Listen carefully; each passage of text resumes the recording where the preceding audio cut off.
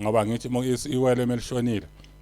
leli liphilayo phambi kokuthi ingene ibhokisi kumele lingene eqala emgodini lophumela ngale angithi bese ke kungena ibhokisi angithi ayibona ukuthi lingasindeki lingalekeki uyayibona so manje izinto nawe before ufaka loyo muntu okumele uyilalela ukuthi lo ushonile lagcinwa yini usiko bahamba baphelelaphi ngokwesiko ngaphambi ukwazi ukuthi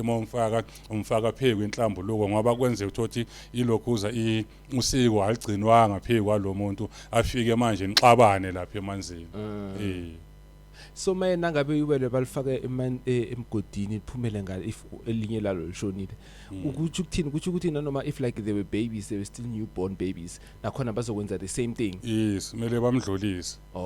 ukuthi angasindeki ngoba uma lingagcinwanga usiko olokumele lilokhuze loyo muntu uzoba nenkinga uzogula kuba ngazathi ulahlekelwa umqondo kanti lo muntu usekabuyile uhleli phezu kwakhe nimbona umuntu lo kuyaxoxa ngathi uxoxa eyi1 kanti lo muntu ongadilizwanga kuye manje basuke babahlukanisa ukuthi no wena